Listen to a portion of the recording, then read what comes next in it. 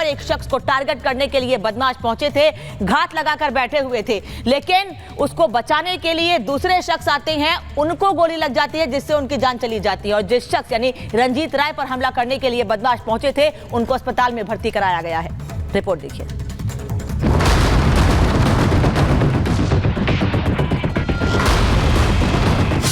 बिहार में फिर खूनी खेल, बेखौफ बदमाश, अंधाधुंध फायरिंग। बिहार के दानापुर में घात लगाए बदमाशों ने छावनी परिषद के पूर्व उपाध्यक्ष रंजीत राय उर्फ दही गोप और उसके साथी गोरख राय को पहले घेरा और फिर गोलियों से छलनी कर दिया। रंजीत राय को बदमाशों ने 4 गोली मारी, जबकि गोरख राय ने मौके पर ही दम तोड़ दिया। रंजीत राय को जख्मी हालत में अस्पताल ले जाया गया, जहां उसकी हालत को देखते हुए उसे पटना रेफर कर दिया गया। दानापुर थाना क्षेत्र के अंतर्गत पेठिया बाजार एक जगह है, जहां पर एक गोलीबारी की घटना हुई है। उसमें 2 व्यक्तियों को गोली लगी है, जिसमें एक व्यक्ति का नाम दही गोप है, दूसरे का नाम गोरखनाथ है, और एक व्यक्ति की डेथ हो गई है इसमें से, और दूसरे व्यक्ति दही गोप को बेहतर इलाज के लिए पारस हॉस्पिटल में रेफर कर दिया गया है, और इसमें बाकी की अग्रतर कार्रवाई की जा रही है।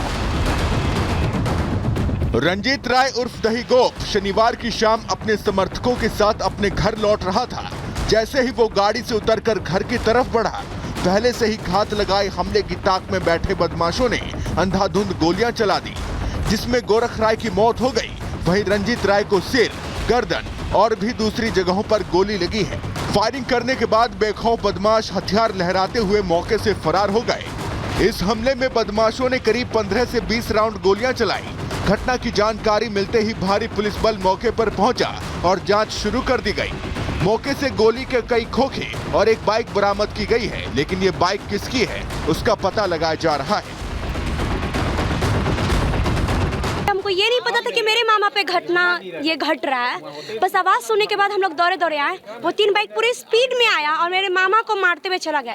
एक इंसान और भी थे, गोरख जो है, वो मेरे मामा को बचाव कर रहे थे, लेकिन बचाव के कारण उन्हीं को मार दिया सब।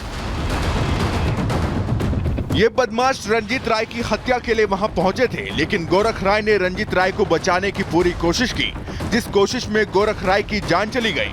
ये बदमाश कौन थे और उनकी रंजीत राय से क्या दुश्मनी थी, इस बात का पता लगाने के लिए पुलिस आसपास के लोगों से भी पूछताछ कर रही है और मौके से मिले सबूत के आधार पर तफ्तीश जारी है। Bureau report, Republic Bharat.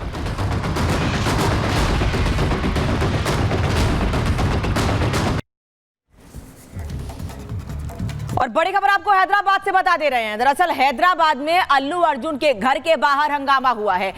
आरोप ये लगाए जा रहे हैं, ये कहा जा रहा है कि अल्लू अर्जुन के घर पर टमाटर और गमले फेंके गए हैं, फूल के गमले उनके घर पर फेंके गए हैं। अल्लू अर्जुन के घर पर उपद्रवियों ने टमाटर और फूल के गमले से हमला किया है, ये दावा किया जा रहा है। दरअसल महिला की मौत को लेकर अल्लू अर्जुन के घर का इन लोगों ने घेराव किया है। पिछले दिनों अल्लू अर्जुन को महिला की मौत मामले में गिरफ्तार भी किया गया था, लेकिन शाम होते होते उन्हें हाईकोर्ट से जमानत मिल गई थी और अगले दिन वो जेल से बाहर आए थे। लेकिन इस बीच लगातार इस मामले पर राजनीति भी की जा रही है। एक तरफ खुद वहां के मुख्यमंत्री, वहां के नेता अल्लू अर्जुन को लेकर बयान दे रहे हैं, मामले पर राजनीति हो रही है, जबकि अल्लू अर्जुन का ये कहना है कि वो परिवार से मुलाकात भी कर चुके हैं, आर्थिक मदद का ऐलान भी कर चुके हैं, लेकिन उसके बाद भी जिस तरह से राजनीति हो रही है इस मामले पर, वो ये भी कह रहे हैं कि इस मामले में उनको, इस पूरे मामले में उनको टारगेट किया जा रहा है। बार बार अल्लू अर्जुन ये कह रहे हैं।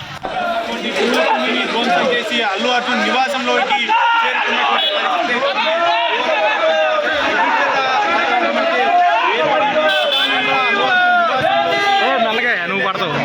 అటు సెక్యూరిటీ సిబ్బంది వాదించడంతో పెద్ద ఎత్తున और बांग्लादेश में अंतरिम सरकार के मुखिया यानी मोहम्मद यूनुस कट्टरपंथियों के हाथ की कठपुतली बन चुके हैं। हालांकि ये बात हम लगातार कह रहे हैं, दावे जरूर किए गए थे मोहम्मद यूनुस की ओर से कि वहां पर अल्पसंख्यकों यानी हिंदुओं की रक्षा की जाएगी, लेकिन उनके दावों के बाद हमले और बढ़ गए हैं, हिंदुओं को और टारगेट किया जा रहा है। लेकिन मोहम्मद यूनुस मुंह पर उंगली रखकर बैठे हैं, क्योंकि कट्टरपंथियों के आगे उनकी जुबान नहीं खुल रही है। रिपोर्ट देखिए।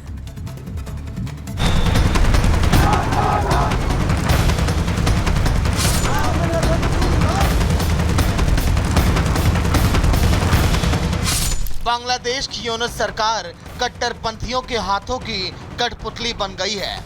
बांग्लादेश में जिस तरह से कट्टरपंथी ताकतें हिंदुओं पर कहर ढा रही हैं, इन तस्वीरों की चर्चा पूरी दुनिया में हो रही है। पूरी दुनिया में बांग्लादेश की निंदा हो रही है, लेकिन बांग्लादेश की अंतरिम सरकार के मुखिया पूरी दुनिया के सामने बेपर्दा होने के बावजूद बेशर्मी से सच्चाई को नकार रहे हैं।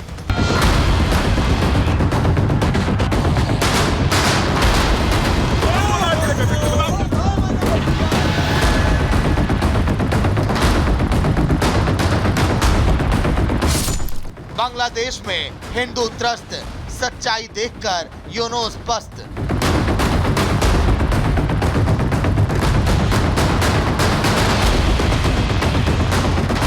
इसमें कोई दो राय नहीं है कि भारत और बांग्लादेश के बीच रिश्ते अपने सबसे खराब दौर में हैं। वहाँ हिंदू समुदाय पर हुए अनगिनत हमले की तस्वीरें देखकर भारत के लोग काफी गुस्से में हैं। बावजूद इसके भारत ने बांग्लादेश को सुधरने के कई मौके दिए।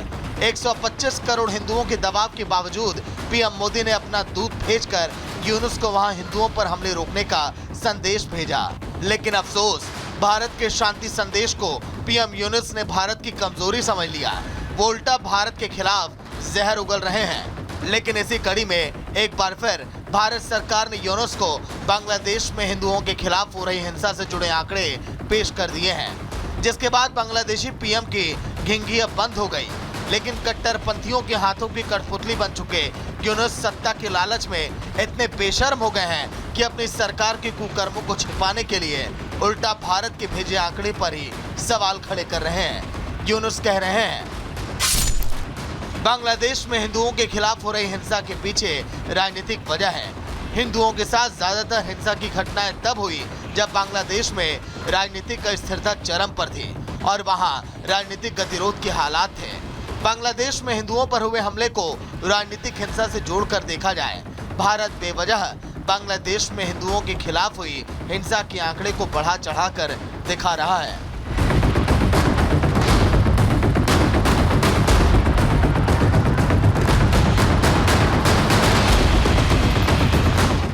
बांग्लादेश की सरकार का कहना है कि वहां पर हिंसा की ज्यादातर घटनाएं अगस्त के महीने में हुई, जिसके पीछे राजनीतिक वजह थी। लेकिन बांग्लादेश की यूनुस सरकार के पास इन तस्वीरों का कोई जवाब नहीं, जिसके तहत वहां पर कट्टरपंथी ताकतों ने लगातार हिंदू मोहल्ले में घुसकर हिंदुओं के साथ बेरहमी की, उनकी हत्याएं की और उनके घर मंदिरों को लूटकर आग के हवाले किया।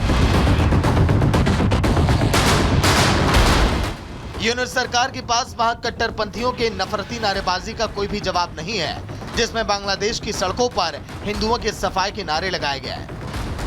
जाहिर है, बांग्लादेश की कट्टरपंथी सरकार पूरी तरह से एक्सपोज हो चुकी है। पीएम यूनुस लाख दलीलें दे दें, लेकिन पूरी दुनिया ये समझ चुकी है कि बांग्लादेश की मौजूदा अंतरिम सरकार हिंदू विरोधी है और पीएम